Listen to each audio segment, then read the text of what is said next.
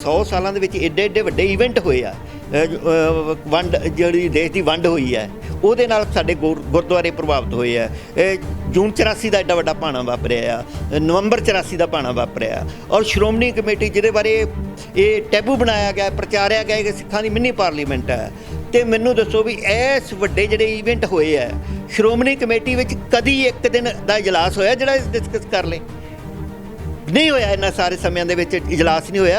उत्थे सिर्फ एक काम है, गुरुद्वारियां दियां बजट है जिहड़ा उहनूं पास किया जाता है, उहदे वास्ते बोले सो निहाल सत श्री अकाल दा जकारा लाया जाता है। जां जिस दिन चोण होनी हुंदी है उस दिन मैंबरां दी भूमिका इन्नी है, उत्थे कोई डिस्कस नहीं हुंदी किसी किस्म दी, कोई सिखां दा एजेंडा, सिखां दे कोई जिहड़े इशू आ वो डिस्कस उत्थे सिर्फ तो सिर्फ जो टैक्नीकल काम है वो करके इन्हें प्रधान चुन लिया, एडजैक्टिव का मैंबर चुने गए। सिखां ने श्रोमणी गुरुद्वारा प्रबंधक कमेटी ने मेजर रोल अदा करके धर्म युद्ध मोर्चा लाया सीगा श्रोमणी कमेटी के उत्ते। उहदे विच आल इंडिया गुरुद्वारा एक्ट सिखां दी वड्डी मंग सी ते जदों भारत सरकार आल इंडिया गुरुद्वारा एक्ट बनाउण जा रही सीगी ਤਾਂ ਸ਼੍ਰੋਮਣੀ ਗੁਰਦੁਆਰਾ ਪ੍ਰਬੰਧਕ ਕਮੇਟੀ ਵੱਲੋਂ ਹੀ ਇਹਦੇ 'ਚ ਅੜਚਨ ਪਾ ਕੇ ਉਹ ਪ੍ਰੋਸੈਸ ਰੋਕ ਦਿੱਤਾ ਗਿਆ। ਤਾਂ ਹੀ ਸ਼੍ਰੋਮਣੀ ਅਕਾਲੀ ਦਲ ਨੂੰ ਚੋਣ ਨਿਸ਼ਾਨ ਤੱਕੜੀ ਨਹੀਂ ਦਿੱਤਾ ਜਾਂਦਾ ਇਲੈਕਸ਼ਨ ਸ਼੍ਰੋਮਣੀ ਕਮੇਟੀ 'ਚ। ਉਹ ਟਰੈਕਟਰ ਦਿੱਤਾ ਸੀਗਾ ਕਿ ਉਸ ਪਾਰਟੀ ਉਹ ਲੋਕ ਨਾ ਆਉਣ, ਪਰੰਤੂ ਇਹਨਾਂ ਨੇ ਵਿੰਗੇ ਟੇਢੇ ਤਰੀਕੇ ਕੱਢ ਲਏ ਆ। ਇਹਨਾਂ ਦੇ ਸਰਕਾਰਾਂ ਆਪਣੀਆਂ ਹੁੰਦੀਆਂ, ਬਿਊਰੋਕ੍ਰੇਸੀ ਇਹ ਸਾਰੇ ਇਹਨਾਂ ਦੇ ਅਫਸਰਸ਼ਾਹੀ ਇਹਨਾਂ ਦੇ ਨਾਲ ਹੁੰਦੀ ਆ। ਵੈਸੇ ਕੋਈ ਨਿਯਮ ਨਹੀਂ ਹੈ ਕਿ ਸਾਰੇ ਬੰਦਿਆਂ ਨੂੰ ਟਰੈਕਟਰ ਦੇਣਾ ਆ। ਬਾਦਲ ਦੇ ਬੰਦਿਆਂ ਨੂੰ ਟਰੈਕਟਰ ਮਿਲੇਗਾ ਜਾਂ ਮਾਨ ਦੇ ਬੰਦਿਆਂ ਨੂੰ ਘੋੜਾ ਮਿਲੇਗਾ, ਕੋਈ ਇਸ ਤਰ੍ਹਾਂ ਨਹੀਂ ਬਣਿਆ ਹੋਇਆ ਪ੍ਰੋਸੀਜਰ। 2 ਕੰਸਟੀਟਿਊਸ਼ਨ ਰੱਖਣੇ ਪਏ ਅਕਾਲੀ ਦਲ ਨੂੰ, ਸ਼੍ਰੋਮਣੀ ਕਮੇਟੀ ਵਾਸਤੇ ਅਲੱਗ, ਦੂਜੀਆਂ ਇਲੈਕਸ਼ਨਾਂ ਵਾਸਤੇ ਅਲੱਗ। ਉਹਦੇ ਵਿੱਚ ਬਾਦਲ ਸਾਹਿਬ ਦੋਸ਼ੀ ਸਾਬਤ ਹੋ ਚੁੱਕੇ ਹੈ, ਅਕਾਲੀ ਦਲ ਦੋਸ਼ੀ ਨੋਮੀਨੇਟ ਹੋ ਚੁੱਕਿਆ ਤੇ ਜ਼ਮਾਨਤ ਤੇ ਅੱਜ ਕੱਲ੍ਹ ਜਿਹੜਾ ਹੈ ਉਹ ਬਾਹਰ ਹੈ। ਪ੍ਰਕਾਸ਼ ਸਿੰਘ ਬਾਦਲ, ਸੁਖਬੀਰ ਸਿੰਘ ਬਾਦਲ, ਦਲਜੀਤ ਸਿੰਘ ਚੀਮਾ, ਤਿੰਨਾਂ ਦੀਆਂ ਜ਼ਮਾਨਤਾਂ ਹੋਈਆਂ ਹੁਸ਼ਿਆਰਪੁਰ ਦੀ ਕੋਰਟ ਤੋਂ। ਬਲਵੰਤ ਸਿੰਘ ਖੇੜਾ ਨੇ ਇਹਨਾਂ ਨੂੰ ਜਿਹੜਾ ਹੈ ਉਹ ਚੈਲੰਜ ਕੀਤਾ ਸੀ, ਉਹ ਕੇਸ ਲੜਿਆ ਸੀਗਾ, ਉੱਥੇ ਹਾਰ ਚੁੱਕੇ ਆ ਕੇਸ। ਵੋਟ ਕੌਣ ਪਾਉਣ ਜਾ ਸਕਦਾ ਇਸ ਵਿੱਚ ਚਰਚਾ ਸੀ ਕਿ ਆਧਾਰ ਕਾਰਡ ਬਣਿਆ ਪਿੱਛੇ ਸਿੰਘ ਹੈ, ਉਸਨੇ ਕੇਸ ਨਹੀਂ ਰੱਖੇ ਹੋਏ, ਪੱਗ ਨਹੀਂ ਬਣਦਾ ਕਿ ਉਹ ਵੀ ਵੋਟ ਪਾ ਸਕਦਾ। ਉਹ ਚੋਣ ਕਿਵੇਂ ਹੁੰਦੀ ਹੈ, ਕਿਵੇਂ ਵੋਟ ਕੀਤੀ ਜਾਂਦੀ ਹੈ? ਉਹ ਜਿਹੜੀਆਂ ਨੇ ਉਹ ਫੋਟੋ ਸਮੇਤ ਜਿਹੜੀਆਂ ਲਿਸਟਾਂ ਬਣ ਜਿਵੇਂ ਸਾਡੀਆਂ ਦੂਜੀਆਂ ਵੋਟਾਂ 'ਚ ਬਣਦੀਆਂ ਨੇ, ਉਹਦੇ ਵਿੱਚ ਅਗਰ ਕੋਈ ਕੋਨਾ ਮੋਨਾ ਵੋਟ ਬਣਾਉਂਦਾ ਹੈ ਜਾਂ ਬਾਹਰਲਾ ਬੰਦਾ ਬਣਾਉਂਦਾ ਹੈ ਤੇ ਉਹਦੀ ਸ਼ਨਾਖਤ ਕਰਨੀ ਸੌਖੀ ਹੋ ਜਾਏਗੀ ਤੇ ਉਹ ਜਵਾਬਦੇਹੀ ਹੋਏਗੀ। ਉਹਨੂੰ ਫਿਰ ਬਾਅਦ ਵੀ ਚੈਲੰਜ ਕੀਤਾ, ਜਿਵੇਂ ਹੁਣ 420 'ਚ ਫਸਾਇਆ ਜਾ ਸਕਦਾ ਹੈ, ਜਿਹਦੀਆਂ 2 ਵੋਟਾਂ ਜੋ ਪੋਲ ਹੁੰਦੀਆਂ ਨੇ ਉਹਨੂੰ ਤੁਸੀਂ ਚੈਲੰਜ ਕਰ ਸਕਦੇ ਹੋ। ਇਸੇ ਤਰ੍ਹਾਂ ਇਸ ਨੂੰ ਵੀ ਚੈਲੰਜ ਕੀਤਾ ਜਾ ਸਕਦਾ ਹੈ ਕਿ ਜਿਹੜਾ ਗੁਰਦੁਆਰੇ ਦਾ ਮੈਂਬਰ ਹੈ, ਸ਼੍ਰੋਮਣੀ ਕਮੇਟੀ ਦਾ ਮੈਂਬਰ ਹੈ, ਉਹ ਸ਼ਰਾਬ ਪੀਂਦਾ ਫੜਿਆ ਗਿਆ ਜਾਂ ਪੱਤ ਕਰੈਤਾਂ ਕਰਦਾ ਫੜਿਆ ਗਿਆ ਤੇ ਉਹਦੀ ਜਿਹੜੀ ਮੈਂਬਰਸ਼ਿਪ ਡਿਸਮਿਸ ਹੋਣੀ ਚਾਹੀਦੀ ਹੈ। ਉਹ ਕਿਉਂ ਹੋਏਗੀ? ਕਿਉਂਕਿ ਉਹਦੇ ਵਿੱਚ ਬਹੁਤੇ ਹਿੱਸੇ ਜਿਹੜੇ ਮੈਂਬਰ ਨੇ ਉਹ ਆਪ ਹੀ ਸ਼ਰਾਬ ਪੀਂਦੇ ਹੈ, ਉਹ ਆਪ ਹੀ ਜਿਹੜੇ ਕਰੈਤਾ ਕਰਦੇ ਆ ਤੇ ਉਹ ਕਿਉਂ ਲਿਖ ਕੇ ਦੇਣਗੇ ਜਨਰਲ ਹਾਊਸ ਦੇ ਵਿੱਚ ਕਿ ਜਿਹੜਾ ਮਤਾ ਜਿਹੜਾ ਇਸ ਤਰ੍ਹਾਂ ਦਾ ਲੈ ਕੇ ਕਾਨੂੰਨ ਬਣਾਇਆ ਜਾਵੇ ਜਿਹੜਾ ਉਹਨਾਂ ਨੂੰ ਡਿਸਕੁਆਲੀਫਾਈ ਕਰਦੇ। 1965 ਤੋਂ ਲੈ ਕੇ ਜਿਹੜਾ ਸਾਡਾ 5ਵਾਂ ਤਖਤ ਜਿਹਨੂੰ ਪੰਥ ਨੇ ਮੰਨ ਲਿਆ ਆ, ਲੇਕਿਨ ਉਹਨੂੰ ਜਿਹੜੀ ਭਾਰਤ ਸਰਕਾਰ ਵੱਲੋਂ ਮਾਨਤਾ ਹੈ ਜਿਹੜੀ ਬਹੁਤ ਜਾ ਕੇ ਜਿਹੜੇ 99 ਬਾਅਦ ਜਾ ਕੇ ਜਿਹੜੇ ਉਹਨੂੰ ਮਾਨਤਾ ਮਿਲਦੀ ਹੈ ਅੱਗੇ, ਕਿਉਂਕਿ ਉਹ ਪਹਿਲਾਂ ਇੱਕ ਨੋਟੀਫਿਕੇਸ਼ਨ ਜਾਰੀ ਕਰਨ ਦਾ ਗ੍ਰਹਿ ਵਿਭਾਗ ਤੇ ਉਹਦੇ ਤਹਿਤ ਹੀ ਜਿਹੜਾ ਔਰਤਾਂ ਦੀ ਜਿਹੜੀ ਹੈਗੀ ਹੈ ਰਿਜ਼ਰਵੇਸ਼ਨ ਹੁੰਦੀ ਹੈ, ਉਹਦੇ ਥਰੂ ਹੀ ਜਿਹੜੀਆਂ ਸੀਟਾਂ ਵੱਧ ਘੱਟ ਹੁੰਦੀਆਂ, ਸਾਰਾ ਕੁਝ ਉਹਦੇ ਤਰੀਕੇ ਕੀਤਾ ਜਾ ਰਿਹਾ ਹੈ। ਐਕਟ ਵਿੱਚ ਕੀ ਕੀ ਹੈਗਾ ਜੋ ਚੋਣ ਹੁੰਦੀ ਹੈ ਐਸਜੀਪੀਸੀ ਦੀ, ਉਸ ਦਾ ਐਕਟ ਕੀ ਕਹਿੰਦਾ? ਸਾਡੀ ਸਿੱਖ ਕੌਮ ਹੀ ਸਿਰਫ ਵਾਹਿਦ ਇੱਕ ਕੌਮ ਹੈ ਜਿਹਦੀਆਂ ਗੁਰਦੁਆਰਾ ਦੀ ਚੋਣਾਂ ਆਪਣੀਆਂ ਉਹ ਸੈਂਟਰਲ ਸਰਕਾਰ ਦੇ ਅਧੀਨ ਹੁੰਦੀਆਂ ਨੇ। ਹੋਰ ਕਿਸੇ ਕਮਿਊਨਿਟੀ ਦਾ ਇੱਦਾਂ ਨਹੀਂ ਹੈਗਾ ਕਿ ਉਹਨਾਂ ਦੇ ਆਪਣੇ ਧਾਰਮਿਕ ਸਥਾਨ ਸੰਭਾਲਣੇ ਨੇ, ਜੋ ਮਰਜ਼ੀ ਕਰਨਾ ਹੈ ਤੇ ਉਹ ਸੈਂਟਰਲ ਸਰਕਾਰ ਤੋਂ ਨਹੀਂ ਮਨਜ਼ੂਰੀ ਲੈਂਦੇ। ਬਟ ਸਾਡੀਆਂ ਹੀ ਸਾਰੀਆਂ ਜਿਹੜੀਆਂ ਹੈਗੀਆਂ ਨੇ ਉਹ ਸੈਂਟਰਲ ਸਰਕਾਰ ਜਿਹੜੀ ਹੋਮ ਮਿਨਿਸਟਰੀ ਹੈ ਉਹ ਤੈਅ ਕਰਦੀ ਹੈ ਕਿ ਵੀ ਚੋਣਾਂ ਕਦੋਂ ਹੋਣੀਆਂ ਨੇ। ਕਿ ਦਿੱਲੀ ਤੋਂ ਪੰਜਾਬ ਦੇ ਹੱਥ 'ਚ ਇਹ ਕਾਨੂੰਨ ਆ ਜਾਂਦਾ ਕਿ ਕਾਨੂੰਨ ਵਿੱਚ ਸੋਧ ਕੀ ਹੋਣੀ ਚਾਹੀਦੀ ਕਿ ਲਾਜ਼ਮੀ 5 ਸਾਲ ਹੋਵੇ, ਵੀ 5 ਸਾਲ ਦੇ ਵਿੱਚ ਚੋਣ ਹੋਣੀ ਚਾਹੀਦੀ ਹੈ। ਜੋ ਉਹੀ ਚੀਜ਼ ਪੰਜਾਬ ਕੋਲ ਵੀ ਆ ਜਾਂਦੀ ਹੈ, ਇੰਪਲੀਮੈਂਟ ਪੰਜਾਬ ਸਰਕਾਰ ਕਰੂਗੀ ਅੱਗੇ। ਜੇ ਕੇਂਦਰ ਸਰਕਾਰ ਨਹੀਂ ਕਰਦੀ, ਪੰਜਾਬ ਸਰਕਾਰ ਫਿਰ ਕਦੋਂ ਕਰ ਪਾਊਗੀ? ਕਿਉਂ ਨਹੀਂ ਕਰੂਗੀ? ਕਿਉਂਕਿ ਦੇਖੋ ਉੱਥੇ ਪੰਜਾਬ ਦਾ ਫਿਰ ਤਾਂ ਸਾਡੇ ਕੋਲ ਕੋਈ ਬਹਾਨਾ ਨਹੀਂ ਨਾ ਰਹਿ ਗਿਆ ਪੰਜਾਬ ਸਰਕਾਰ ਕੋਲ ਕਿ ਵੀ ਅਸੀਂ ਨਹੀਂ ਕਰ ਸਕਦੇ ਜੀ, ਦੇਖੋ ਜੀ ਉਹ ਤਾਂ ਸੈਂਟਰ ਨੇ ਕਰਨਾ ਹੈ। ਕਿਉਂਕਿ ਹੁਣ ਤਾਂ ਇਹ ਆਪਸ ਵਿੱਚ ਖੇਡਾਂ ਖੇਡਦੇ ਨੇ। ਉਹ ਪੰਜਾਬ ਸਰਕਾਰ ਦੇ ਨਹੀਂ ਭਾਵੇਂ ਆਪ ਹੀ ਨਾ ਕਰਵਾਉਣਾ ਚਾਹੇ, ਪਰ ਉਹਨਾਂ ਨੂੰ ਬਹਾਨਾ ਲੱਭ ਜਾਂਦਾ ਕਿ ਅਸੀਂ ਕੀ ਕਰੀਏ ਜੋ ਸੈਂਟਰ ਸਰਕਾਰ ਨਹੀਂ ਕਰ ਰਹੀ।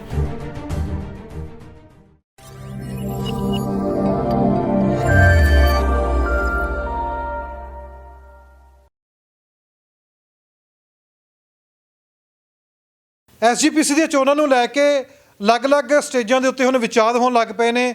ਸਨ 2011 ਦੇ ਵਿੱਚ ਅਖੀਰਲੀ ਚੋਣ ਹੋਈ ਸੀ, ਉਸ ਤੋਂ ਬਾਅਦ ਕੋਈ ਵੀ ਚੋਣ ਪਿਛਲੇ 11 ਸਾਲਾਂ ਦੇ ਵਿੱਚ ਨਹੀਂ ਹੋਈ।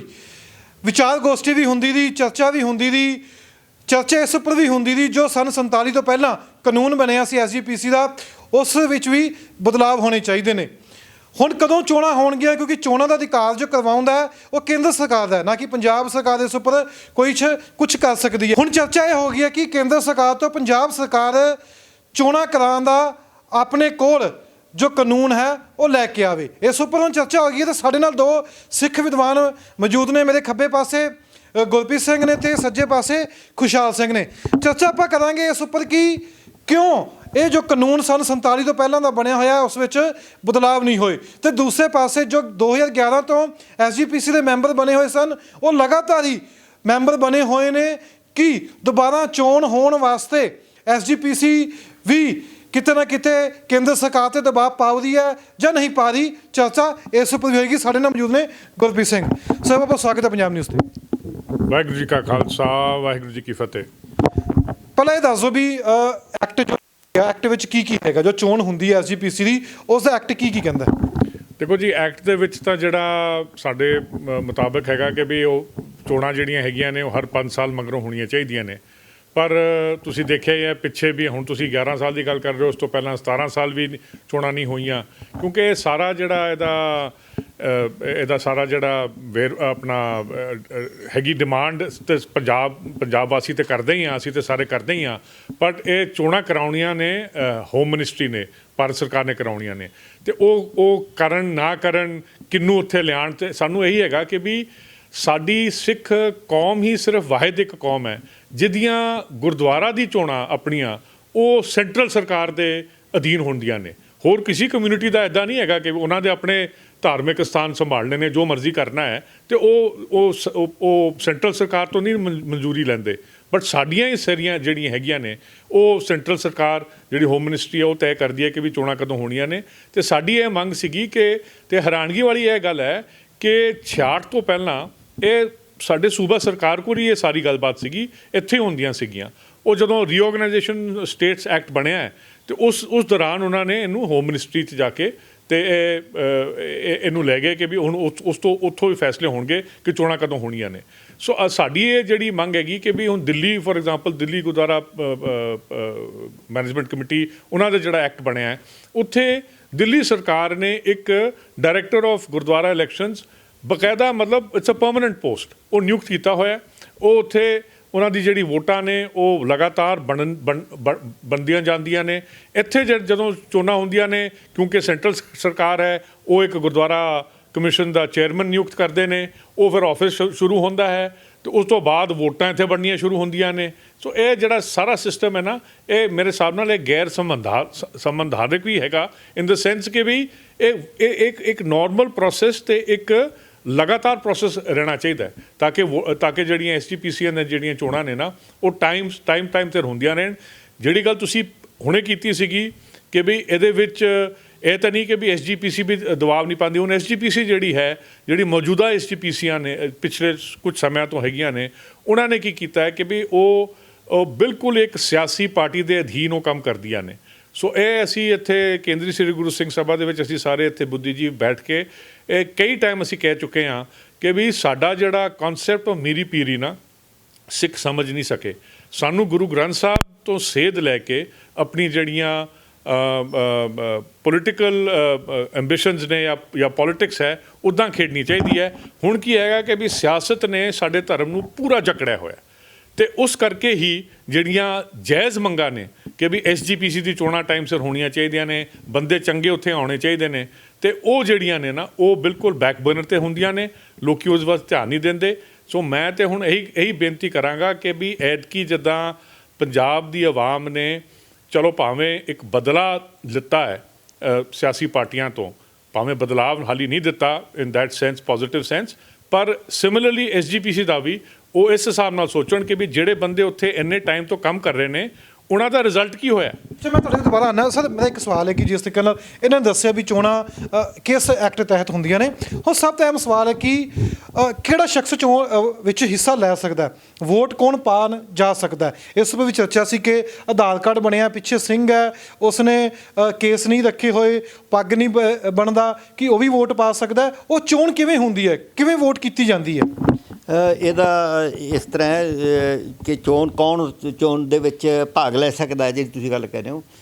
ਜਿੱਥੇ ਤੱਕ ਵੋਟਰ ਦਾ ਸਵਾਲ ਹੈ, ਵੋਟਰ ਦਾ ਬੜਾ ਪੁਰਾਣਾ ਸਿਸਟਮ ਚੱਲਿਆ ਆ ਰਿਹਾ ਹੈ ਕਿ ਸਿੰਪਲ ਜਿਹੜਾ ਆ ਪਟਵਾਰੀ ਆ ਵੋਟਾਂ ਬਣਾਉਂਦਾ ਆ, ਅਲੱਗ ਵੋਟਾਂ ਹੁੰਦੀਆਂ ਨੇ। ਇਹ ਪਹਿਲੀਆਂ ਸਾਡੀਆਂ ਜਿਹੜੀਆਂ ਵੋਟਾਂ ਪੰਜਾਬ ਸਰਕਾਰ 'ਚ ਚੱਲ ਰਹੀਆਂ ਨੇ, ਉਹਨਾਂ ਨਾਲ ਇਹਦਾ ਕੋਈ ਸੰਬੰਧ ਨਹੀਂ ਹੁੰਦਾ।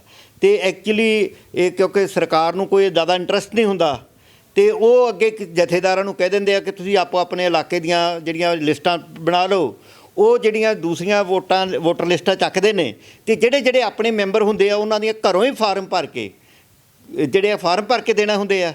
ਵੋਟਰ ਨੇ ਫਾਰਮ ਭਰ ਕੇ ਦੇਣਾ ਵੋਟਰ ਰਜਿਸਟਰਡ ਕਰਾਉਣ ਵਾਸਤੇ, ਅਤੇ ਉਹ ਵੋਟਰਾਂ ਦੇ ਵਿੱਚ ਕੋਈ ਇੰਟਰਸਟ ਨਹੀਂ ਹੁੰਦਾ। ਇਸ ਕਰਕੇ ਜਿਹੜਾ ਪਿੰਡ ਦਾ ਜਥੇਦਾਰ ਹੈ ਉਹ ਆਪਣੇ ਧੜੇ ਦੀਆਂ ਵੋਟਾਂ ਜਿਹੜੀਆਂ ਬਣਾ ਕੇ ਉੱਥੇ ਪੇਸ਼ ਕਰ ਦਿੰਦਾ ਹੈ। ਉਹਨਾਂ ਦੀ ਕੋਈ ਕਿਸੇ ਕਿਸਮ ਦੀ ਛਾਣਬੀਨ ਨਹੀਂ ਹੁੰਦੀ। ਵੈਸੇ ਕਾਗਜ਼ਾਂ 'ਚ ਇਤਰਾਜ਼ ਮੰਗੇ ਜਾਂਦੇ ਆ, ਪਰ ਲੋਕਾਂ ਦਾ ਇੰਟਰਸਟ ਨਹੀਂ। ਜਦੋਂ ਲੋਕ ਬਣਾਉਣ ਨਹੀਂ ਗਏ, ਇਤਰਾਜ਼ ਕਿੰਨੇ ਕਰਨਾ ਆ? ਉਹ 1 ਰੁਪਈਆ ਭਰ ਕੇ ਇਤਰਾਜ਼ ਕਰਨ ਦੀ ਪ੍ਰੋਵੀਜ਼ਨ ਹੈ ਕਿ 1 ਰੁਪਈਆ ਭਰ ਕੇ ਤੁਸੀਂ ਵੋਟਰ 'ਤੇ ਇਤਰਾਜ਼ ਕਰ ਸਕਦੇ ਹੋ। ਉਹਦੇ ਵਾਸਤੇ ਕੋਈ ਤਿਆਰ ਨਹੀਂ ਹੁੰਦਾ। ਸੋ ਇਸ ਤਰੀਕੇ ਨਾਲ ਜਿਹੜਾ ਵੋਟਾਂ ਜਿਹੜੀਆਂ ਨੇ ਉਹ ਜ਼ਿਆਦਾ। ਦੂਸਰਾ, ਇਹਦੇ ਵਿੱਚ ਕੋਈ ਜਿਸ ਤਰ੍ਹਾਂ ਪਹਿਲਾਂ ਕਿ ਕੋਈ ਸੁਧਾਰ ਜਾਂ ਕੋਈ ਸੋਧ ਨਹੀਂ ਹੋਈ, 100 ਸਾਲ ਹੋ ਗਏ ਆ।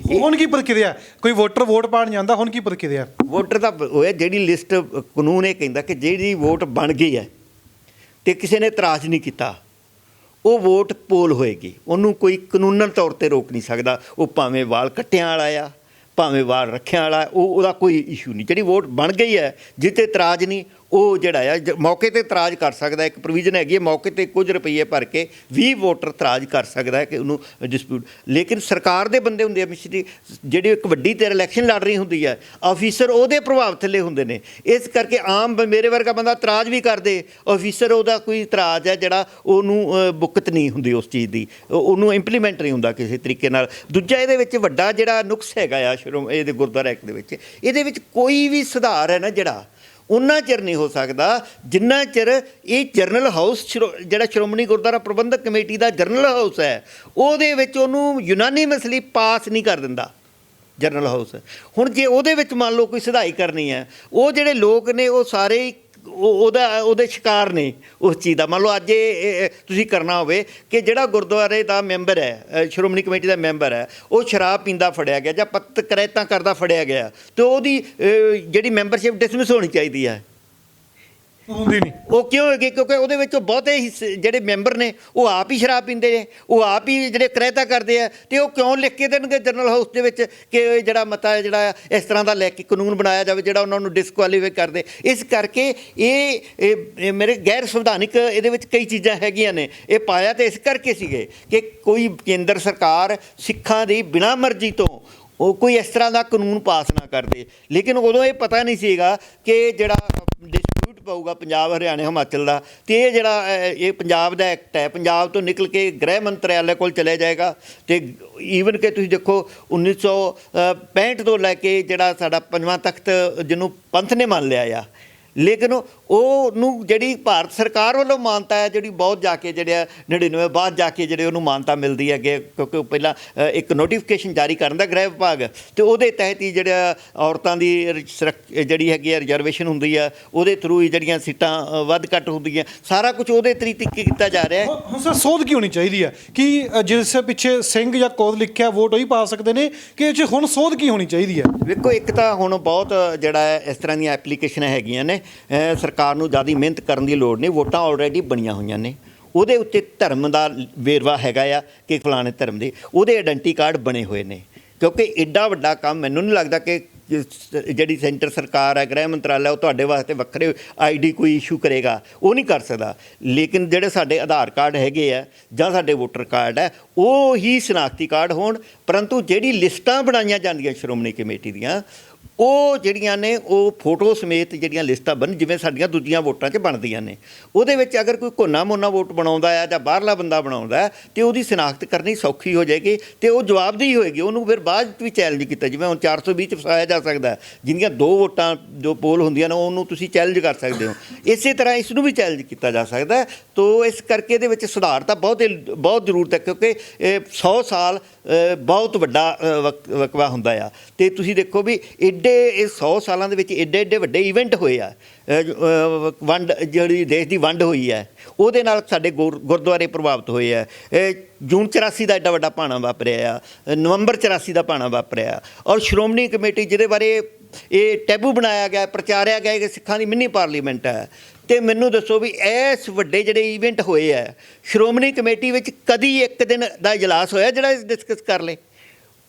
ਨਹੀਂ ਹੋਇਆ। ਇਹਨਾਂ ਸਾਰੇ ਸਮਿਆਂ ਦੇ ਵਿੱਚ ਇਜਲਾਸ ਨਹੀਂ ਹੋਇਆ। ਉੱਥੇ ਸਿਰਫ ਇੱਕ ਕੰਮ ਹੈ, ਗੁਰਦੁਆਰਿਆਂ ਦੀਆਂ ਬਜਟ ਹੈ ਜਿਹੜਾ ਉਹਨੂੰ ਪਾਸ ਕੀਤਾ ਜਾਂਦਾ, ਉਹਦੇ ਵਾਸਤੇ ਬੋਲੇ ਸੋ ਨਿਹਾਲ ਸਤਿ ਸ੍ਰੀ ਅਕਾਲ ਦਾ ਜਕਾਰਾ ਲਾਇਆ ਜਾਂਦਾ ਆ, ਜਾਂ ਜਿਸ ਦਿਨ ਚੋਣ ਹੁੰਦੀ ਆ ਉਸ ਦਿਨ ਮੈਂਬਰਾਂ ਦੀ ਭੂਮਿਕਾ ਇੰਨੀ ਹੈ। ਉੱਥੇ ਕੋਈ ਡਿਸਕਸ ਨਹੀਂ ਹੁੰਦੀ ਕਿਸੇ ਕਿਸਮ ਦੀ, ਕੋਈ ਸਿੱਖਾਂ ਦਾ ਏਜੰਡਾ, ਸਿੱਖਾਂ ਦੇ ਕੋਈ ਜਿਹੜੇ ਇਸ਼ੂ ਆ ਉਹ ਡਿਸਕਸ ਨਹੀਂ ਹੁੰਦੇ। ਉੱਥੇ ਸਿਰਫ ਤੇ ਸਿਰਫ ਜਿਹੜਾ ਟੈਕਨੀਕਲ ਕੰਮ ਹੈ ਉਹ ਕਰਕੇ ਇਹਨੇ ਪ੍ਰਧਾਨ ਚੁਣ ਲਿਆ, ਐਡਜੈਕਟਿਵ ਦਾ ਮੈਂਬਰ ਚੁਣੇ ਗਏ ਆ, ਅਤੇ ਉਸ ਤੋਂ ਬਾਅਦ ਜਿਹੜਾ ਉਹ ਜਿਹੜਾ ਇਹ ਅੱਜ ਸਿੱਖਾਂ ਦੀਆਂ ਜ਼ਰੂਰਤਾਂ ਨੇ। ਜਦੋਂ ਸ਼੍ਰੋਮਣੀ ਗੁਰਦੁਆਰਾ ਪ੍ਰਬੰਧਕ ਕਮੇਟੀ ਬਣੀ ਸੀ ਉਦੋਂ ਪੰਜਾਬ ਬਹੁਤ ਵੱਡਾ ਸੀ ਅਤੇ ਸਿੱਖਾਂ ਦਾ ਬਹੁਤਾ ਹਿੱਸਾ ਪੰਜਾਬ 'ਚ ਰਹਿੰਦਾ ਸੀ। ਇਸ ਕਰਕੇ ਸ਼੍ਰੋਮਣੀ ਗੁਰਦੁਆਰਾ ਪ੍ਰਬੰਧਕ ਕਮੇਟੀ ਨੂੰ ਅਸਲ ਸਿੱਖਾਂ ਦੀ ਨੁਮਾਇੰਦਾ ਜਥੇਬੰਦੀ ਦਾ ਖਿਤਾਬ ਦੇ ਸਕਦੇ ਸੀਗੇ। ਅੱਜ ਪੰਜਾਬ ਬਹੁਤ ਛੋਟਾ ਹੋ ਗਿਆ ਹੈ। ਸਿੱਖ ਪੰਜਾਬ ਤੋਂ ਹਿੰਦੁਸਤਾਨ ਤੋਂ ਬਾਹਰ ਵੀ ਜਾ ਚੁੱਕੇ ਨੇ ਵੱਡੀ ਗਿਣਤੀ ਦੇ ਵਿੱਚ, ਅਤੇ ਉਹਨਾਂ ਸਾਰਿਆਂ ਦੀ ਪ੍ਰਤੀਨਿਧਤਾ ਕਿਵੇਂ ਹੋਵੇ ਸ਼੍ਰੋਮਣੀ ਕਮੇਟੀ ਦੇ ਵਿੱਚ? ਇਹ ਅੱਜ ਦੀ ਜਿਹੜੀ ਸ਼੍ਰੋਮਣੀ ਕਮੇਟੀ ਹੈ ਉਹ ਸਿਰਫ ਪੰਜਾਬ ਨੂੰ ਰਿਪਰੈਜ਼ੈਂਟ ਕਰਦੀ ਹੈ, ਬਾਹਰ ਸਟੇਟਾਂ 'ਚ ਨਹੀਂ ਕਰਦੇ। ਇਸ ਕਰਕੇ ਇਹਦੇ ਵਿੱਚ ਬਦਲਾਅ ਦੀ ਬਹੁਤ ਸਖਤ ਜ਼ਰੂਰਤ ਹੈ। ਜਿਵੇਂ ਇਹਨਾਂ ਨੇ ਕਿਹਾ ਕਿ ਜੋ SGPC ਹੈ ਪੂਰੇ ਪੰਜਾਬ ਨੂੰ ਰਿਪਰੈਜ਼ੈਂਟ ਕਰਦੀ ਹੈ, ਪਰ ਸਭ ਤੋਂ ਅਹਿਮ ਸਵਾਲ ਇਹ ਜਾਂਦਾ, ਤੁਸੀਂ ਜਿਵੇਂ ਜ਼ਿਕਰ ਕੀਤਾ ਕਿ ਦਿੱਲੀ ਤੋਂ ਪੰਜਾਬ ਦੇ ਹੱਥ ਆਉਣਾ ਚਾਹੀਦਾ ਹੈ, ਕਿ ਦਿੱਲੀ ਤੋਂ ਪੰਜਾਬ ਦੇ ਹੱਥ ਇਹ ਕਾਨੂੰਨ ਆ ਜਾਂਦਾ ਕਿ ਕਾਨੂੰਨ ਵਿੱਚ ਸੋਧ ਕੀ ਹੋਣੀ ਚਾਹੀਦੀ, ਕਿ ਲਾਜ਼ਮੀ 5 ਸਾਲ ਹੋਵੇ, ਵੀ 5 ਸਾਲ ਦੇ ਵਿੱਚ ਚੋਣ ਹੋਣੀ ਚਾਹੀਦੀ ਹੈ। ਜੇ ਉਹੀ ਚੀਜ਼ ਪੰਜਾਬ ਕੋਲ ਵੀ ਆ ਜਾਂਦੀ ਹੈ, ਇੰਪਲੀਮੈਂਟ ਪੰਜਾਬ ਸਰਕਾਰ ਕਰੂਗੀ ਅੱਗੇ? ਜੇ ਕੇਂਦਰ ਸਰਕਾਰ ਨਹੀਂ ਕਰਦੀ, ਪੰਜਾਬ ਸਰਕਾਰ ਫਿਰ ਕਦੋਂ ਕਰ ਪਾਊਗੀ? ਕਿਉਂ ਨਹੀਂ ਕਰੂਗੀ? ਕਿਉਂਕਿ ਦੇਖੋ ਉੱਥੇ ਪੰਜਾਬ ਦਾ ਫਿਰ ਤਾਂ ਸਾਡੇ ਕੋਲ ਕੋਈ ਬਹਾਨਾ ਨਹੀਂ ਨਾ ਰਹਿ ਗਿਆ ਪੰਜਾਬ ਸਰਕਾਰ ਕੋਲ ਕਿ ਵੀ ਅਸੀਂ ਨਹੀਂ ਕਰ ਸਕਦੇ ਜੀ, ਦੇਖੋ ਜੀ ਉਹ ਤਾਂ ਸੈਂਟਰ ਨੇ ਕਰਨਾ ਹੈ। ਕਿਉਂਕਿ ਹੁਣ ਤਾਂ ਇਹ ਆਪਸ ਵਿੱਚ ਖੇਡਾਂ ਖੇਡਦੇ ਨੇ। ਉਹ ਪੰਜਾਬ ਸਰਕਾਰ ਦੇ ਨਹੀਂ, ਭਾਵੇਂ ਆਪ ਹੀ ਨਾ ਕਰਵਾਉਣਾ ਚਾਹੇ, ਪਰ ਉਹਨਾਂ ਨੂੰ ਬਹਾਨਾ ਲੱਭ ਜਾਂਦਾ ਕਿ ਅਸੀਂ ਕੀ ਕਰੀਏ ਜੋ ਸੈਂਟਰ ਸਰਕਾਰ ਨਹੀਂ ਕਰ ਰਹੀ, ਜਦੋਂ ਸੈਂਟਰ ਸਰਕਾਰ ਕਰੇਗੀ ਫਿਰ ਆਪਾਂ ਕਰਾਂਗੇ। ਸੋ ਮੇਰਾ ਕਹਿਣ ਦਾ ਮਤਲਬ ਹੈ ਕਿ SGPC ਦੀ ਜਿਹੜੀ ਚੋਣਾਂ ਨੇ ਗੁਰਦੁਆਰਾ, ਹੁਣ ਜਿੱਦਾਂ ਭਾਜੀ ਖੁਸ਼ਹਾਲ ਨੇ ਗੱਲ ਕੀਤੀ ਹੈ ਕਿ ਅਨਫੋਰਚੂਨੇਟਲੀ ਪਹਿਲਾਂ ਤਾਂ it was meant to be only ਹੈ ਗੁਰਦੁਆਰਾ ਮੈਨੇਜਮੈਂਟ ਕਮੇਟੀ, ਮਤਲਬ ਸਿਰਫ ਗੁਰਦੁਆਰਾ ਦੀ ਮੈਨੇਜਮੈਂਟ। ਪਰ ਟਾਈਮ ਦੇ ਨਾਲ ਕੀ ਹੋ ਗਿਆ ਕਿ ਵੀ ਇਹ ਇੱਕ ਜਿੱਦਾਂ ਨੇ ਗੱਲ ਕੀਤੀ ਹੈ ਕਿ ਸਿੱਖਾਂ ਦੀ ਮਿਨੀ ਪਾਰਲੀਮੈਂਟ ਵਜੋਂ ਇਹਨੂੰ ਮਾਨਤਾ ਮਿਲ ਗਈ, ਰਿਕਗਨੀਸ਼ਨ ਆ ਗਈ, ਠੀਕ ਹੈ ਨਾ। ਮੈਂ ਤਾਂ ਹਾਲੀ ਵੀ ਮੰਨਦਾ ਕਿ ਇਹਨਾਂ ਨੂੰ ਸਿਰਫ ਗੁਰਦੁਆਰੇ ਮੈਨੇਜ ਹੀ ਕਰਨੇ ਚਾਹੀਦੇ ਨੇ। ਜਿਹੜੀਆਂ ਸਿੱਖਾਂ ਦੀ ਸਮੱਸਿਆਵਾਂ ਨੇ ਨਾ ਉਹ ਸਿੱਖ ਸਰਬਤ ਖਾਲਸੇ ਰਾਹੀਂ ਹੀ ਮਤਲਬ ਫੈਸਲੇ ਹੋਣੇ ਚਾਹੀਦੇ ਨੇ। ਚਲੋ ਬਟ ਕੰਸੀਡਰਿੰਗ ਕਿ ਸਭ ਤੋਂ ਸਿਰਮੌਰ ਸੰਸਥਾ ਹੁਣ ਹੈਗੀ ਔਨ ਡੇਟ, ਇਹਨਾਂ ਨੂੰ ਅਗਰ ਇਹ ਵੀ ਸਮਝਦੇ ਨੇ ਕਿ ਵੀ ਇਹ ਆਪਣੇ ਆਪ ਨੂੰ ਮਿਨੀ ਪਾਰਲੀਮੈਂਟ, ਬਟ ਫਿਰ ਪਾਰਲੀਮੈਂਟ ਵਰਗੇ ਤਾਂ ਜਿੱਦਾਂ ਇਹਨਾਂ ਨੇ ਗੱਲ ਕੀਤੀ ਹੈ ਉੱਦਾਂ ਤਾਂ ਇਹਨਾਂ ਨੂੰ ਐਟਲੀਸਟ ਬਿਹੇਵ ਕਰਨਾ ਚਾਹੀਦਾ ਹੈ। ਕਿਤੇ ਕੋਈ ਇਹੋ ਜਿਹੀ ਮਤੇ ਦੀ ਕਾਪੀ ਆਈ ਹੈ ਕਿ SGPC ਨੇ ਕੇਂਦਰ ਸਰਕਾਰ ਨੂੰ ਲਿਖ ਕੇ ਕਿਹਾ ਹੋਵੇ ਵੀ ਨਹੀਂ ਚੋਣਾਂ ਕਰਾਓ, 11 ਸਾਲ ਹੋ ਗਏ ਨੇ ਜਾਂ 17 ਸਾਲ, ਜੇ ਤੁਸੀਂ ਕਹਿੰਦੇ ਵੀ 17 ਸਾਲ ਦੇ ਵਿੱਚ ਵੀ ਨਹੀਂ ਹੋਈਆਂ, ਕਿਤੇ ਕੋਈ ਮਤੇ ਦੀ ਕਾਪੀ ਆਈ ਹੋਵੇ ਜਾਂ ਕਿਤੇ ਇਹਨਾਂ ਨੇ ਕਿਹਾ ਹੋਵੇ? ਮੈਨੂੰ ਮੇਰੇ ਇਲਮ 'ਚ ਨਹੀਂ ਹੈਗੀ ਕਿ ਵੀ ਇਹਨਾਂ ਨੇ ਕਹੀ ਹੋਵੇ ਅਤੇ ਕਿ ਵੀ ਉੱਥੇ ਇਹੋ ਜਿਹੀ ਕੋਈ ਹੋਵੇ ਕਿ ਵੀ ਉਹਨਾਂ ਨੇ ਉੱਥੇ ਮਤਾ ਦਿੱਤਾ ਹੋਵੇ ਅਤੇ ਕੇਂਦਰ ਸਰਕਾਰ ਨੇ ਨਾ ਕੀਤੀ ਹੋਵੇ। ਕਿਉਂਕਿ ਮੇਰੇ ਹਿਸਾਬ ਨਾਲ ਕੇਂਦਰ ਸਰਕਾਰ ਆਪਣੇ ਉੱਤੇ ਇੰਨਾ ਵੱਡਾ ਜ਼ੁਲਮ ਨਹੀਂ ਲਏਗੀ ਕਿ ਵੀ ਸਿੱਖਾਂ ਨੇ ਜਮਾਇਤ ਨੇ ਉਹਨਾਂ ਨੂੰ ਇੱਕ ਐਡਾ ਮਤਾ ਦਿੱਤਾ ਹੋਵੇ ਅਤੇ ਉਹ ਉਹਨੂੰ ਨਕਾਰੇ। ਕਿਉਂਕਿ ਪਹਿਲ ਤਾਂ ਇੱਥੋਂ ਹੀ ਹੋਣੀ ਹੈ ਨਾ, ਪਹਿਲ ਇਹਨਾਂ ਨੇ ਮੰਗ ਕਰਨੀ ਚਾਹੀਦੀ ਹੈ। ਹੁਣ ਆਮ ਸਿੱਖ ਹੀ ਕਰਦਾ ਹੈ ਮੰਗ, ਤੁਹਾਡੇ ਮੇਰੇ ਵਰਗੇ ਹੀ ਕਹਿ ਰਹੇ ਨੇ ਕਿ ਵੀ ਇਹ ਹਰ 5 ਸਾਲ ਮਗਰੋਂ ਕਿਉਂ ਨਹੀਂ ਹੁੰਦੀਆਂ? ਕਿਉਂਕਿ ਹੋਣਗੀਆਂ ਅਤੇ ਤਬਦੀਲੀਆਂ ਆਉਣਗੀਆਂ, ਜੋ ਬੰਦੇ ਗਲਤ ਨੇ ਉਹ ਹੋਪਫੁਲੀ ਬਾਹਰ ਜਾਣਗੇ, ਨਵੇਂ ਚੰਗੇ ਬੰਦੇ ਆਉਣਗੇ ਅਤੇ ਇੱਦਾਂ ਹੀ ਸਿਸਟਮ ਚੱਲਦਾ ਰਹਿੰਦਾ ਤਾਂ ਕਿ ਸਿਸਟਮ ਦੇ ਤਬਦੀਲੀ ਹੋਵੇ ਅਤੇ ਸਿਸਟਮ ਵਧੀਆ ਤੋਂ ਵਧੀਆ ਹੁੰਦਾ ਰਹੇ। ਸਰ ਉਹੀ ਸਵਾਲ ਹੈਗਾ ਕਿ ਕਿਤੇ ਮਤਾ ਉਹਨਾਂ ਨੇ ਕਹਿਤਾ ਵੀ ਸ਼ਾਇਦ ਨੌਲੇਜ ਨਹੀਂ ਹੈਗਾ, ਜੇ ਤੁਹਾਨੂੰ ਪਤਾ ਹੋਵੇ ਕਿ ਮਤਾ ਹੈਗਾ? ਮਤਾ ਇਹਦੇ ਬਿਲਕੁਲ ਉਲਟ ਹੈ ਜੀ। ਜਦੋਂ ਸਹਿਜਧਾਰੀ ਇਸ਼ੂ ਦੇ ਉੱਤੇ ਇਹ ਸ਼੍ਰੋਮਣੀ ਕਮੇਟੀ ਗੈਰ ਕਾਨੂੰਨੀ ਐਲਾਨ ਦਿੱਤੀ ਗਈ ਤਾਂ ਉਹ ਜਿਹੜਾ ਕੋਰਟ ਦੇ ਵਿੱਚ ਮਸਲਾ ਸੀਗਾ, ਤਾਂ ਉਸ ਸਮੇਂ ਕੋਰਟ ਨੇ ਕਿਹਾ ਕਿ ਜਿਹੜੀ ਐਡਜੈਕਟਿਵ ਕਮੇਟੀ ਹੈ ਉਹ ਹੀ ਸਾਰਾ ਕੰਮ ਸ਼੍ਰੋਮਣੀ ਕਮੇਟੀ ਦਾ ਚਲਾਏਗੀ। ਉਹ ਕਈ ਸਾਲ ਚਲਾਇਆ। ਜਦੋਂ ਫੈਸਲਾ ਹੋ ਗਿਆ ਕੋਰਟ ਦਾ ਅਤੇ ਇਹਨਾਂ ਨੇ ਉਲਟੇ ਡਿਮਾਂਡ ਕੀਤੀ ਕਿ ਸਾਡੇ 5 ਸਾਲ ਭਾਵੇਂ ਲੰਘ ਗਏ ਆ ਪਰ ਸਾਨੂੰ ਮੌਕਾ ਨਹੀਂ ਮਿਲਿਆ ਕਿ ਕੋਰਟ ਦੇ ਵਿੱਚ ਸੀ ਬੰਦੇ, ਇਸ ਕਰਕੇ ਹੁਣ ਸਾਨੂੰ ਜਦੋਂ ਸਾਡੀ ਮਾਨਤਾ ਮਿਲੀ ਹੈ, ਸਾਨੂੰ ਸ਼੍ਰੋਮਣੀ ਕਮੇਟੀ ਨੂੰ, ਜਨਰਲ ਹਾਊਸ ਨੂੰ ਮਾਨਤਾ ਮਿਲ ਗਈ ਹੈ, ਤਾਂ ਹੁਣ ਸਾਨੂੰ 5 ਸਾਲ ਹੋਰ ਦਿੱਤੇ ਜਾਣ। ਇਹਨਾਂ ਨੇ ਉਲਟਾ ਜਿਹੜੇ ਮੰਗ ਕੀਤੀ ਹੈ ਇਸ ਚੀਜ਼ ਦੀ। ਦੂਸਰਾ ਮੈਂ ਇਸ਼ੂ ਕਰਨਾ ਕਿ ਸਿੱਖਾਂ ਨੇ ਸ਼੍ਰੋਮਣੀ ਗੁਰਦੁਆਰਾ ਪ੍ਰਬੰਧਕ ਕਮੇਟੀ ਨੇ ਮੇਜਰ ਰੋਲ ਅਦਾ ਕਰਕੇ ਧਰਮ ਯੁੱਧ ਮੋਰਚਾ ਲਾਇਆ ਸੀਗਾ ਸ਼੍ਰੋਮਣੀ ਕਮੇਟੀ ਦੇ ਉੱਤੇ। ਉਹਦੇ ਵਿੱਚ ਆਲ ਇੰਡੀਆ ਗੁਰਦੁਆਰਾ ਐਕਟ ਸਿੱਖਾਂ ਦੀ ਵੱਡੀ ਮੰਗ ਸੀ, ਤੇ ਜਦੋਂ ਭਾਰਤ ਸਰਕਾਰ ਆਲ ਇੰਡੀਆ ਗੁਰਦੁਆਰਾ ਐਕਟ ਬਣਾਉਣ ਜਾ ਰਹੀ ਸੀਗੀ ਤਾਂ ਸ਼੍ਰੋਮਣੀ ਗੁਰਦੁਆਰਾ ਪ੍ਰਬੰਧਕ ਕਮੇਟੀ ਵੱਲੋਂ ਹੀ ਇਹਦੇ 'ਚ ਅੜਚਨ ਪਾ ਕੇ ਉਹ ਪ੍ਰੋਸੈਸ ਰੋਕ ਦਿੱਤਾ ਗਿਆ। ਪਹਿਲਾਂ ਅਸੀਂ ਮੰਗ ਕਰ ਰਹੇ ਸੀ ਕਿ ਸਾਰੇ ਹਿੰਦੁਸਤਾਨ ਦਾ ਇੱਕ ਆਲ ਇੰਡੀਆ ਗੁਰਦੁਆਰਾ ਐਕਟ ਲਾਗੂ ਹੋਣਾ ਚਾਹੀਦਾ ਆ, ਤੇ ਫਿਰ ਸਾਨੂੰ ਲੱਗਿਆ ਕਿ ਇਹਦੇ ਤੇ ਮੈਂਬਰ ਜਿਹੜੇ ਆ ਪੰਜਾਬ ਤੋਂ ਬਾਹਰਲੇ ਜਿਹੜੇ ਮੈਂਬਰ ਹੈ ਉਹਨਾਂ ਦੀ ਗਿਣਤੀ ਵੱਧ ਜਾਏਗੀ, ਤੇ ਇੱਥੇ ਸਾਡੇ ਵੋਟਾਂ ਦੇ ਹਿਸਾਬ ਨਾਲ ਉਹ ਜਿਹੜਾ ਸਾਡੇ ਫਿੱਟ ਨਹੀਂ ਬੈਠਦੀ, ਕਿਉਂਕਿ ਫਿਰ ਸਾਡੀ ਸਰਦਾਰੀ ਹੈ ਜਿਹੜੀ ਉਹ ਖੁੱਸ ਜਾਏਗੀ, ਉਹਦੇ ਵਿੱਚ ਨੁਮਾਇੰਦਗੀ ਮਹਾਰਾਸ਼ਟਰ ਦੇ ਸਿੱਖਾਂ ਦੀ, ਯੂਪੀ ਦੇ ਸਿੱਖਾਂ ਦੀ, ਬਾਹਰਲੇ ਸਿੱਖਾਂ ਦੀ ਵੱਧ ਜਾਏਗੀ। ਤਾਂ ਅਸੀਂ ਆਪ ਜਿਹੜੀ ਬੇਈਮਾਨੀ ਹੈ ਜਿਹੜੀ ਸ਼੍ਰੋਮਣੀ ਕਮੇਟੀ ਦੇ ਜਿਹੜੇ ਹਾਕਮ ਨੇ, ਸੱਤਾਧਾਰੀ ਲੋਕ ਨੇ, ਉਹਨਾਂ ਨੇ ਕਰਕੇ ਸਾਰਾ ਪ੍ਰੋਸੀਜਰ ਰੋਕਿਆ। ਤੇ ਹੁਣ ਵੀ ਉਹਨਾਂ ਦਾ ਇੰਟਰਸਟ ਇਹ ਗੱਲ ਹੈ ਕਿ ਜਿੰਨਾ ਚਿਰ ਮਰਜ਼ੀ ਇਲੈਕਸ਼ਨ ਨਾ ਹੋਣ, ਕਿਉਂਕਿ ਉਹਨਾਂ ਨੂੰ ਪਤਾ ਆ ਹੋ ਸਕਦਾ ਦੁਬਾਰਾ ਜਦੋਂ ਇਲੈਕਸ਼ਨ ਹੋਏਗੀ ਜਿਸ ਤਰ੍ਹਾਂ ਦਾ ਮਾਹੌਲ ਚੱਲ ਰਿਹਾ ਕਿ ਦੁਬਾਰਾ ਇਹ ਨਾ ਆਵੇ। ਦੂਸਰੀ ਗੱਲ ਇਹਦੇ ਵਿੱਚ ਹੋਰ ਹੈ ਕਿ ਤਿੰਨਾਂ ਸਟੇਟਾਂ ਨੇ NOC ਦੇਣੀ ਹੁੰਦੀ ਹੈ ਉਹਨਾਂ ਦੀ ਹੋਮ ਮਿਨਿਸਟਰੀ ਨੇ ਕਿ ਇਲੈਕਸ਼ਨ ਹੋ ਜਾਣ, ਉਹ ਵੱਡੀ ਅੜਚਨ ਹੁੰਦੀ ਹੈ। ਹਰਿਆਣਾ NOC ਦੇ ਨਾ ਦੇ ਭਾਵੇਂ ਉੱਥੇ 11 ਬੰਦਿਆਂ ਦੀ ਇਲੈਕਸ਼ਨ ਹੋਣੀ ਹੈ, ਇਸੇ ਤਰ੍ਹਾਂ ਹਿਮਾਚਲ ਸਿਰਫ ਇੱਕ ਬੰਦੇ ਦੀ ਇਲੈਕਸ਼ਨ ਹੋਣੀ ਹੈ, ਲੇਕਿਨ ਹਿਮਾਚਲ ਸਰਕਾਰ NOC ਉਹਦੀ ਜ਼ਰੂਰੀ ਹੈ ਜੇ ਤੁਸੀਂ ਇਲੈਕਸ਼ਨ ਕਰਾਉਣੇ। ਇਸੇ ਤਰ੍ਹਾਂ ਚੰਡੀਗੜ੍ਹ ਤੋਂ ਜਿਹੜਾ UT ਦਾ ਪ੍ਰਸ਼ਾਸਨ ਉਹਦੀ NOC ਜ਼ਰੂਰੀ ਹੈ।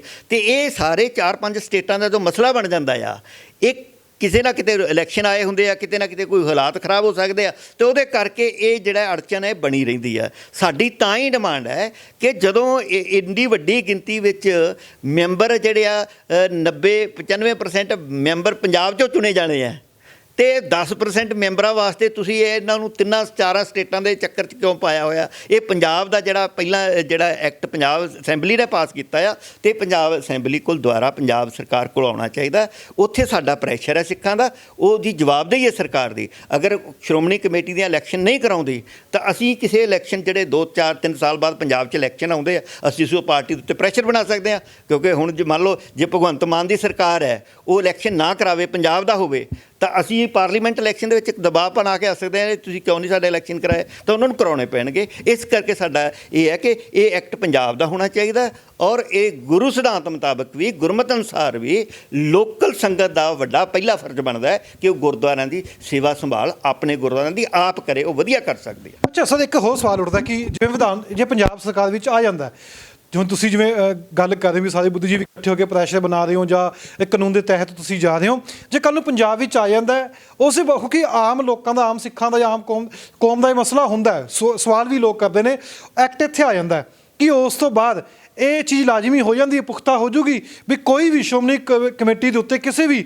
ਸਿਆਸੀ ਪਾਰਟੀ ਦਾ ਕੋਈ ਵੀ ਦਬਦਬਾ ਨਹੀਂ ਹੋਊਗਾ। ਪਰ ਇਸ ਚੀਜ਼ ਨੂੰ ਕਨਫਰਮ ਕੀਤਾ ਜਾ ਸਕਦਾ? ਨਹੀਂ, ਕਨਫਰਮ ਤਾਂ ਅਸੀਂ ਨਹੀਂ ਕਰ ਸਕਦੇ। ਦੇਖੋ ਜੀ, ਬਿਕੋਜ਼ ਉਹ ਸਾਡੀ ਇਹ ਵੀ ਮੰਗ ਹੈਗੀ ਕਿ ਵੀ ਜਿਹੜਾ ਬੰਦਾ ਸ਼੍ਰੋਮਣੀ ਕਮੇਟੀ ਦੀ ਚੋਣਾਂ ਲੜੇ, ਉਹਦਾ ਸਿਆਸਤ ਨਾਲ, ਸਿਆਸੀ ਪਾਰਟੀ ਨਾਲ ਜੇ ਅਗਰ ਉਸ ਪਾਸੇ ਉਹ ਤੁਰਦਾ ਹੈ ਤਾਂ ਇੱਥੋਂ ਅਸਤੀਫਾ ਦੇ ਕੇ, ਕਿਉਂਕਿ ਇਹ ਜਿਹੜੀ ਹੈ ਨਾ, ਇਹ ਧਾਰਮਿਕ ਇਹ ਸਿੱਖਾਂ ਦੇ ਮਸਲਿਆਂ ਦੇ ਉੱਤੇ, ਧਾਰਮਿਕ ਚੀਜ਼ ਦੇ ਉੱਤੇ ਇਹਨੂੰ ਕੇਂਦਰਿਤ ਰਹਿਣਾ ਹੈਗਾ। ਉਹ ਜਿਹੜੀ ਹੈਗੀ ਉਹ ਪੰਜਾਬ, ਸਮੁੱਚੇ ਪੰਜਾਬ ਦੀ ਜਿਹੜੀ ਪੰਜਾਬੀਅਤ, ਜਿਹੜੀ ਜਿਹਦੇ ਵਿੱਚ ਦੂਜੇ ਵੀ ਭਾਈਚਾਰੇ ਵਾਲੇ ਬੰਦੇ ਨੇ, ਉਹਨਾਂ ਦੀ ਗੱਲ ਹੈਗੀ, ਠੀਕ ਹੈ ਨਾ। ਸੋ ਮੇਰਾ ਕਹਿਣ ਦਾ ਮਤਲਬ ਹੈ ਕਿ ਇਹ ਅਗਰ ਆਪਾਂ ਇਹ ਕਹਿ ਦਈਏ ਕਿ ਵੀ ਸਿਰਫ ਉਹ ਜ਼ਰੂਰੀ ਹੋ ਜਾਏਗਾ, ਸੋ ਕਬਜ਼ੇ ਤੋਂ ਹਟਣਾ ਜ਼ਰੂਰੀ ਹੈ। ਆਈਡੀਅਲੀ ਤਾਂ ਇਹ ਹੁੰਦਾ ਕਿ ਦੇਖੋ ਉਹਨਾਂ ਦੇ ਵੀ ਚੋਣਾਂ ਦੇ ਵਿੱਚ ਉਹ ਕਹਿੰਦੇ ਨੇ ਕਿ ਜੀ ਅਸੀਂ ਇਹ ਇੰਡੀਪੈਂਡੈਂਟ ਹੁੰਦੇ ਨੇ, ਪਰ ਸਾਨੂੰ ਸਾਰਿਆਂ ਨੂੰ ਪਤਾ ਹੈ ਕਿ ਵੀ ਉਹ ਇੱਕ ਸਿੰਬਲ ਲੈ ਲੈਂਦੇ ਨੇ ਕਾਗਜ਼ੀ ਦੇ ਉੱਤੇ, ਉਹ ਕਹਿੰਦੇ ਨੇ ਕਿ ਜੀ ਅਸੀਂ ਇੰਡੀਪੈਂਡੈਂਟ, ਅਸੀਂ ਲੜ ਰਹੇ ਹਾਂ, ਪਰ ਇਹ ਸਾਰਿਆਂ ਨੂੰ ਪਤਾ ਹੁੰਦਾ ਹੈ ਕਿ ਵੀ ਅਕਾਲੀ ਦਲ ਦੇ ਤਕੜੀ ਉੱਤੇ ਜੀ ਉਹ ਕਹਿੰਦੇ ਜੀ ਸਾਡਾ ਇਹ ਸਾਡਾ ਚੋਣ ਨਿਸ਼ਾਨ ਹੈ ਜਾਂ ਹੋਰ ਕਿਸੇ ਪਾਰਟੀ ਦਾ ਹੈ। ਸੋ ਇਸ ਚੀਜ਼ ਨੂੰ ਉਹਨਾਂ ਪਾਰਟੀਆਂ ਤੋਂ ਅਸੀਂ ਬਿਲਕੁਲ ਪਰਾਂ ਹਟਾ ਕੇ, ਕਿਉਂਕਿ ਨਹੀਂ ਤਾਂ ਇਹਨਾਂ ਦੇ ਮਨਾਂ 'ਚ ਇਹੀ ਗੱਲ ਰਹਿ ਜਾਂਦੀ ਹੈ। ਅੱਜ ਦੇ ਟਾਈਮ ਵਿੱਚ ਕੀ ਹੈ ਕਿ ਬੰਦਾ ਜਿਹੜਾ SGPC ਦੀ ਚੋਣ ਲੜਦਾ ਹੈ, ਉਹ ਸਮਝਦਾ ਕਿ ਜੀ ਅੱਜ ਮੈਂ SGPC ਮੈਂਬਰ ਬਣ ਜਾ, ਕੱਲ੍ਹ ਮੈਨੂੰ ਟਿਕਟ ਮਿਲ ਜੂਗੀ, ਪਰਸੋਂ ਨੂੰ ਮੈਂ ਹੋਰ ਦੂਜੇ ਪਾਸੇ ਤੁਰ ਪਾਂਗਾ। ਉਹ ਕੰਮ ਨਹੀਂ ਚਾਹੀਦਾ। ਜਿਹੜਾ ਬੰਦਾ ਇਸ ਪਾਸੇ ਤੁਰਦਾ ਹੈ, ਤੂੰ ਸਿਰਫ ਆਪਣੀ ਸੇਵਾ ਦੇ ਬਤੌਰ ਤੁਰ। ਦੂਜੀ ਗੱਲ, ਜਿਹੜੀ ਗੱਲ ਆਪਾਂ ਸੇਵਾ ਦੀ ਗੱਲ ਕਰ ਰਹੇ ਹਾਂ, ਦੇਖੋ ਇਹ ਚੋਣਾਂ ਤੇ ਸਾਡੇ ਸਿਰ ਤੇ ਪੈ ਗਈਆਂ ਕਿਉਂਕਿ ਅੰਗਰੇਜ਼ ਨੇ ਸਾਨੂੰ ਇਹ ਐਕਟ ਦਿੱਤਾ, ਚਲੋ ਭਾਵੇਂ ਉਹਨੇ ਜਿੱਦਾਂ ਵੀ ਮਰਜ਼ੀ ਸਮਝ ਕੇ ਦਿੱਤਾ ਸਾਨੂੰ, ਅਤੇ ਪਰ ਸਾਡਾ ਜਿਹੜਾ ਸਿਧਾਂਤ ਹੈ ਸਿੱਖੀ ਦਾ, ਉਹ ਹੈਗਾ ਸਿਲੈਕਸ਼ਨ ਦਾ, ਨਾ ਕਿ ਇਲੈਕਸ਼ਨ ਦਾ, ਠੀਕ ਹੈ ਨਾ, ਉਹ ਉਸ ਵੱਲ ਵੀ ਸਾਨੂੰ ਤੁਰਨਾ ਪਏਗਾ। ਫਿਲਹਾਲ ਕਨਸਟੀਟਿਊਸ਼ਨਲੀ ਕਿਉਂਕਿ ਐਕਟ ਬਣਿਆ ਹੋਇਆ, ਸਾਨੂੰ ਇਸ ਐਕਟ ਦੇ ਅਧੀਨ ਚੋਣਾਂ ਵੀ ਕਰਾਉਣੀਆਂ ਪੈਣਗੀਆਂ, ਪਰ ਇਹ ਚੋਣਾਂ ਦੇ ਵਿੱਚ ਸਾਨੂੰ ਲੋਕਾਂ ਨੂੰ ਇਹੀ ਗੱਲ ਹੈ ਕਿ ਵੀ ਤੁਸੀਂ ਉਹਦੇ ਵਿੱਚ ਵੀ ਤੁਸੀਂ ਸਿਲੈਕਟ ਤਾਂ ਕਰ ਸਕਦੇ ਹੋ, ਚੰਗੇ ਨੁਮਾਇੰਦੇ ਸਿਲੈਕਟ ਕਰ ਲਓ ਇਲਾਕਿਆਂ ਤੋਂ, ਤਾਂ ਕਿ ਚੋਣ ਵੀ ਨਾ ਹੋਵੇ। ਅੱਛਾ ਸਰ, ਮੇਰਾ ਇੱਕ ਹੋਰ ਸਵਾਲ ਹੈ ਕਿ ਬੀਬੀ ਜਗੀਰ ਕੌਰ ਦੀ ਗੱਲ ਕਰੀਏ, ਪ੍ਰਧਾਨ ਦਿੰਦੇ ਨੇ, ਉੱਥੋਂ ਹਟ ਜਾਂਦੇ ਨੇ, ਫਿਰ ਚੋਣਾਂ ਲੜਦੇ ਨੇ, ਫਿਰ ਦੁਬਾਰਾ ਜਾ ਕੇ ਪ੍ਰਧਾਨ ਦਿੰਦੇ ਨੇ, ਹੁਣ ਫਿਰ ਚੋਣਾਂ ਲੜਦੇ ਨੇ, ਕੱਲ੍ਹ ਨੂੰ ਫਿਰ ਪ੍ਰਧਾਨ ਬਣ ਜਾਂਦੇ ਨੇ। ਇਹ ਵੀ ਕੋਈ ਕਿਸੇ ਨਾ ਕਿਤੇ ਕਾਨੂੰਨ ਹੋਣਾ ਚਾਹੀਦਾ ਵੀ ਜਿਹੜਾ ਇੱਕ ਐਸਜੀਪੀਸੀ ਤੋਂ ਬਾਅਦ ਆ ਕੇ ਜਿਹਨੇ ਚੋਣਾਂ ਲੜਦੀਆਂ ਸਿਆਸੀ ਪੱਖੋਂ ਹੋ ਗਿਆ, ਉਹ ਦੁਬਾਰਾ ਪ੍ਰਧਾਨ ਨਹੀਂ ਬਣਨਾ ਚਾਹੀਦਾ। ਦੇਖੋ ਇਹ ਤੇ ਹੋਣਾ ਚਾਹੀਦਾ ਹੈ, ਪਰ ਇਹ ਤੇ ਹਾਸੂਹੀਣੀ ਵਾਲੀ ਗੱਲ ਹੈ ਨਾ ਕਿ ਵੀ ਉੱਥੋਂ ਇੱਕ ਬੰਦੇ ਨੂੰ ਹਟਾਤਾ, ਐਕਸ਼ਨ ਲੜਾਤੀ, ਜੇ ਜਿੱਤ ਗਈ ਤਾਂ ਠੀਕ ਹੈ, ਜੇ ਨਹੀਂ ਤਾਂ ਫਿਰ ਵਾਪਸ ਤੁਸੀਂ ਜੇ ਪ੍ਰਧਾਨ ਬਣ ਜਾਓਗੇ। ਸੋ ਇਹ ਤਾਂ ਹੀ ਹੁੰਦਾ, ਜਿੱਦਾਂ ਮੈਂ ਤੁਹਾਨੂੰ ਪਹਿਲਾਂ ਗੱਲ ਕੀਤੀ ਸੀ ਕਿ ਧਰਮ ਨੇ ਨਾ ਸਿਆਸਤ ਨੇ ਨਾ ਸਾਡੀ ਧਰਮ ਨੂੰ ਬਿਲਕੁਲ ਜਕੜਿਆ ਹੋਇਆ। ਇੱਥੇ ਧਰਮ ਨੂੰ ਤਾਂ ਹੀ ਤੇ ਧਰਮ ਫਲਿਆ ਫੁੱਲਿਆ ਨਹੀਂ ਹੈਗਾ। ਤਾਂ ਹੀ ਜਿਹੜੀ ਗੱਲ ਖੁਸ਼ਹਾਲ ਜੀ ਕਹਿ ਰਹੇ ਸੀਗੇ, ਜਾਂ ਦਿੱਲੀ ਵੀ ਅਸੀਂ ਵੇਖਿਆ ਸੀਗਾ ਕਿ ਵੋਟਾਂ ਵੀ ਅਸੀਂ ਨਵੀਆਂ ਬਣਵਾਤੀਆਂ ਸੀਗੀਆਂ ਦਿੱਲੀ, ਪਰ ਉੱਥੇ ਬੰਦੇ ਹੀ ਬੜੇ ਘੱਟ ਆਏ ਵੋਟ ਪਾਉਣ ਲਈ। ਸੋ ਬੰਦਿਆਂ ਦੇ ਮਨਾਂ 'ਚ ਹੀ ਜਿਹੜਾ ਆਮ ਸਿੱਖ ਵੀ ਹੈਗਾ ਨਾ, ਉਹ ਸਮਝਦਾ ਹੈ ਕਿ ਵੀ ਇੱਥੇ ਮੈਂ ਜਾ ਕੇ ਮੈਂ ਕੀ ਕਰਨਾ, ਇੱਥੇ ਮੈਂ ਵੋਟ ਪਾ ਕੇ ਕੀ ਫਾਇਦਾ, ਕਿਉਂਕਿ ਇੱਥੇ ਤਾਂ ਸਿਰਫ ਉਹੀ ਸਿਆਸਤ ਹੀ ਚੱਲਣੀ ਹੈ। ਸੋ ਲੋਕਾਂ ਦੇ ਵਿੱਚ ਨਿਰਾਸ਼ਤਾ ਵੀ ਹੈ, ਅਤੇ ਜੇਕਰ ਉਹਨਾਂ ਨੂੰ ਪਤਾ ਲੱਗੇਗਾ ਕਿ ਵੀ ਹਾਂ ਇੱਕ ਸੰਸਥਾ ਹੈ ਜਿਹੜੇ ਕਿ ਵਾਕਈ ਸਾਡੇ ਹਿੱਤ 'ਚ ਕੰਮ ਕਰਦੀ ਹੈ, ਜਾਂ ਸਾਡੇ ਹਿੱਤ 'ਚ ਗੱਲਾਂ ਬਾਤਾਂ ਵੀ ਕਰਦੀਆਂ ਨੇ, ਤੇ ਉਹ ਡੈਫੀਨਿਟਲੀ ਲੋਕ ਵੀ ਵੱਧ ਚੜ੍ਹ ਕੇ ਆ ਕੇ ਉੱਥੇ ਵੋਟ ਪਾਉਣਗੇ। ਹੁਣ ਇੱਥੇ ਤਾਂ ਦਿੱਲੀ ਮੈਨੂੰ ਪਤਾ ਹੈ ਕਿ ਮੇਰੇ ਖਿਆਲ 40% ਨਹੀਂ ਵੋਟਾਂ ਪਈਆਂ ਜਿੰਨੀਆਂ ਅਸੀਂ ਬਣਾਈਆਂ। ਸੋਚ ਰਹੇ ਸੀਗੇ ਕਿ ਪਤਾ ਨਹੀਂ ਕਿੰਨੇ ਕੁ ਬੰਦੇ, ਬੇਨਤੀਆਂ ਵੀ ਕੀਤੀਆਂ ਲੋਕਾਂ ਨੂੰ ਕਿ ਵੋਟਾਂ ਬਣਾਉਣੀਆਂ ਸਿਰਫ ਇੱਕ ਐਕਸਰਸਾਈਜ਼ ਹੈ, ਉਹ ਤੋਂ ਬਾਅਦ ਤੁਹਾਡਾ ਜਾਣਾ ਜ਼ਰੂਰੀ ਹੈ, ਬਟ ਨਹੀਂ ਗਏ ਬੰਦੇ। ਸੋ ਫਿਰ ਬੰਦੇ ਨਿਰਾਸ਼ ਹੋ ਗਏ ਨੇ। ਉਹ ਜਿਹੜੀ ਨੋਟਾਂ ਵਾਲੀ ਗੱਲ ਹੈਗੀ ਨਾ, ਮੇਰੇ ਖਿਆਲ ਇਹ ਗੁਰਦੁਆਰਾ ਚੋਣਾਂ ਦੇ ਵਿੱਚ ਇਹ ਜ਼ਿਆਦਾ ਅਹਿਮੀਅਤ ਰੱਖਦੀ ਹੈ, ਭਾਵੇਂ ਕਿ ਉਹ ਨੋਟਾਂ ਦਾ ਬਟਨ ਨਹੀਂ ਨੱਪਦੇ, ਪਰ ਜਿੰਨੀ ਉਹਦੇ ਵਿੱਚ ਸ਼ਮੂਲੀਅਤ ਹੁੰਦੀ ਹੈ ਵੋਟਰਸ ਦੀ, ਉਹ ਬਹੁਤ ਘੱਟ ਹੈ। ਅੱਛਾ ਸਰ, ਮੇਰਾ ਇੱਕ ਆਖਰੀ ਸਵਾਲ ਹੈ ਕਿ ਜਿਸ ਤਰੀਕੇ ਨਾਲ ਹੁਣ ਇਹ ਪ੍ਰੋਸੈਸ ਚੱਲਿਆ, ਹੁਣ ਇਕੱਠੇ ਹੋ ਰਹੇ ਨੇ ਹੌਲੀ ਹੌਲੀ ਸਿੱਖ ਬੁੱਧੀਜੀਵੀ ਜਿਨ੍ਹਾਂ ਨੂੰ ਪਤਾ ਨਹੀਂ ਸੀ ਕਾਨੂੰਨ ਦੇ ਦਾਇਰੇ ਵਿੱਚ ਦਾ, ਕਿ ਪਤਾ ਨਹੀਂ ਸੀ, ਹੁਣ ਇਹ ਕਿਵੇਂ ਇੰਪਲੀਮੈਂਟ ਕਰ ਪਾਓਗੇ? ਕਿਉਂਕਿ ਤੁਸੀਂ ਮੀਟਿੰਗਾਂ ਵੀ ਸਮੇਂ ਦੀ ਕੀਤੀਆਂ, ਇਹ ਸੁਧਾਰ ਕਿਵੇਂ ਹੋਊਗਾ? ਕਿਹਨੂੰ ਚਿੱਠੀਆਂ ਲਿਖੋਗੇ, ਕਿਹਨੂੰ ਗੱਲ ਕਰੋਗੇ, ਕਿਹਦੇ ਨਾਲ ਮੀਟਿੰਗ ਕਰੋਗੇ, ਕਿ ਕੇਂਦਰ ਸਰਕਾਰ ਨੂੰ ਜਾਓਗੇ ਕਿ ਵਾਇਆ ਪੰਜਾਬ ਸਰਕਾਰ ਜਾਓਗੇ? ਵੇਖੋ ਜਿਹੜਾ ਬੁੱਧੀਜੀਵੀਆਂ ਦਾ ਰੋਲ ਹੁੰਦਾ ਨਾ ਜੀ, ਉਹ ਕੋਈ ਰੋਲ ਉਹਨਾਂ ਨੇ ਸੜਕਾਂ 'ਤੇ ਜਾ ਕੇ ਐਜੀਟੇਸ਼ਨ ਨਹੀਂ ਕਰਨਾ ਹੁੰਦਾ। ਅਸੀਂ ਸਮਾਜ ਵਿੱਚ ਇੱਕ ਨਰੇਟਿਵ ਸਿਰਜਣਾ ਹੁੰਦਾ ਆ। ਸਮਾਜ ਵਿੱਚ ਸਭ ਤੋਂ ਪਹਿਲਾਂ ਜਦੋਂ ਕੋਈ ਕੰਮ ਨਰੇਟਿਵ ਸਿਰਜੇ ਜਾਂਦੇ ਆ, ਬਰਤਾਂਤ ਸਿਰਜੇ ਜਾਂਦੇ, ਅਸੀਂ ਬਰਤਾਂਤ ਸਿਰਜਣ ਦੇ ਵਿੱਚ ਆਪਣੀ ਭੂਮਿਕਾ ਨਿਭਾ ਰਹੇ ਹਾਂ। ਸਾਨੂੰ ਲੱਗਦਾ ਕਿ ਪਹਿਲਾਂ ਉੱਧਰ ਲੋਕਾਂ ਨੂੰ ਇਹ ਮਹਿਸੂਸ ਲੱਗੇ ਵੀ ਗੱਲ ਜਿਹੜੀ ਇਹ ਨਿਯਮਾਂ ਦੇ ਤੌਰ 'ਤੇ ਠੀਕ ਗੱਲ ਹੈਗੀ ਆ। ਅਸੀਂ ਇਹ ਸਾਡਾ ਫਰਜ਼ ਕਾਨੂੰਨ ਦੇ ਵਿੱਚ ਦਾਇਰੇ ਵਿੱਚ ਰਹਿ ਕੇ ਕਿ ਆਹ ਚੀਜ਼ ਦੇਖੋ।